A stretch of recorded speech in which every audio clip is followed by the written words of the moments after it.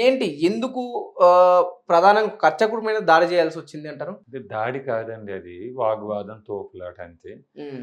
అనేక ఆలయాలకు మేము తిరుగుతున్నాం. అన్ని మత ప్రార్థనా మందిరాల్లో యూనిటీ కోసం వారి వారి మత బోధకులు చక్కగా బోధించి యూనిటీగా ఉండేటట్టు ఒక ప్రణాళిక ఏర్పాటు చేసుకుంటున్నారు. వారి యొక్క మతాల్ని విస్తరించడం కోసం. హ్మ్. చర్చిల్లో ఫాస్టర్స్ గానివ్వండి, మసీదుల్లో ముల్లాలు, ఇమాములు, మౌల్వీలు గానివ్వండి, వారి మతాన్ని ఎలా విస్తరించాలి, ఎలా యూనిటీగా ఉంచాలో హ్మ్. చక్కటి ప్రణాళికేసుకొని బోధన చేస్తున్నారండి. హ్మ్. ఇప్పుడు మా ఆలయాల్లో ఉండే అర్చక పురోహితులు ఆ బోధనలు చేయటం లేదు. హ్మ్. గోత్రాల ప్రకారంగా మనందరం బంధువులమే. చతుర్వర్ణాల వారు ఒక తల్లి పిల్లలు. హ్మ్. సో, కాబట్టి అర్చక పురోహితులు ఎవరైతే ఉన్నారో వారు బాధ్యత తీసుకొని ప్రతి ఊర్లో ఉండేటువంటి ప్రతి ఊర్లో ఆలయాలున్నాయి. ఆలయాల్లో అర్చకులున్నారు. ఆ ఊర్లో పురోహితులున్నారు. వీరు బాధ్యత తీసుకొని ఊరికొక్క సైనికుడిని వారు సిద్ధం చేస్తే హ్మ్. 27,800 గ్రామాల్లో 27,800 మంది సైన్యం అవుతాం మనం. అన్యాక్రాంతం అయిపోయిన దేవాలయాలు, భూములు కూడా చట్టబద్ధంగా స్వాధీనం చేసుకోవడం కోసం వ్యవస్థ కింద మారుతుంది. గో సంరక్షణ చేయొచ్చు. ఆలయాల సంరక్షణ చేయొచ్చు. ఉదాహరణకి అన్యాక్రాంతం అయిపోయిన దేవాలయాల భూములు 2 రాష్ట్రాల్లో సుమారు 11,00,000 ఎకరాల భూములున్నాయండి. హ్మ్. ఈ భూముల్లో ఎక్కువ శాతం మా బంధువులు మా వారే ఉన్నారు. కానీ కోర్టుల్లో స్టే తెచ్చుకొని గడిపేస్తున్నారు ఆ భూమి కబ్జా చేసుకొని. హ్మ్. ఈ న్యాయస్థానాలు అంతకాలం స్టే ఇచ్చి అక్రమదారులని దాంట్లో సస్టైన్ చేయడం కోసం అధికారం న్యాయస్థానాలకు కూడా లేదు. హ్మ్. ఈ దుష్ట శిక్షణ, శిష్ట రక్షణ కోసం న్యాయస్థానాలు ఏర్పాటు చేసుకున్నాం.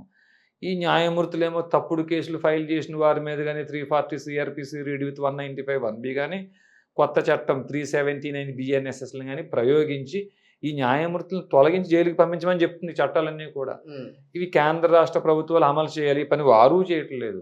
సో, జ్ఞానం, విజ్ఞానం కలిగిన వారే బ్రాహ్మణులు, వారే అర్చకులైతే భగవద్గీత 18వ అధ్యాయం 42వ శ్లోకం చెప్తుంది. శమో ధమస్తపః శౌచం క్షాంతిర్జావమేవచ జ్ఞానం విజ్ఞానం ఆస్తిక్యం బ్రహ్మకర్మ స్వభావజం అని. ఇలాంటి లక్షణాలు అర్చకులకు గాని ఉంటే వారి పని ఏమిటంటే క్షాత్రం కలిగిన వారిని గుర్తించి ఈ మిగతా వైశ్యుల్ని, శూద్రుల్ని కూడా ప్రేరేపించి వీరు పోషణ చూసుకునేటట్టు ఊరికొక్క సైనికుడిని సిద్ధం చేయగలిగిన మనం 27,000 మంది 2 రాష్ట్రాల్లో సైన్యం అవుతాం. అదే రామరాజ్యం.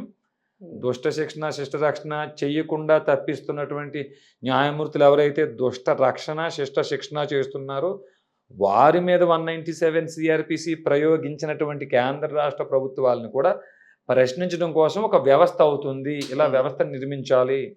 దీనితో పాటే ఆలయానికి ఎవరైతే భక్తులొస్తారో, వచ్చిన భక్తులందరికీ కూడా మీరు బోధించాలి.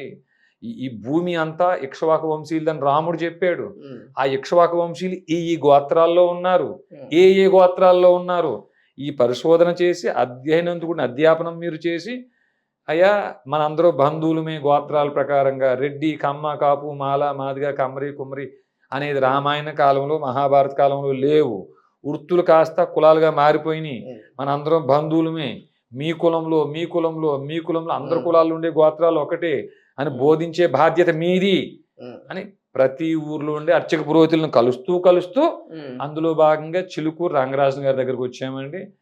ఆయన దగ్గరికి వెళ్ళే సమయానికల్లా అనుకోకుండా ఆయన ఉండకూడని స్థితిలో హ్మ్. మా కంట పడటం, హ్మ్. కొంచెం అక్కడ మా చేతిలో ఉండే ఫోన్ లాక్కునే ప్రయత్నం ఆయన చేయటం, అక్కడ తోపులాట అది హ్మ్. కాస్త హ్మ్. దాడిగా చిత్రీకరించబడిందండి అంతే.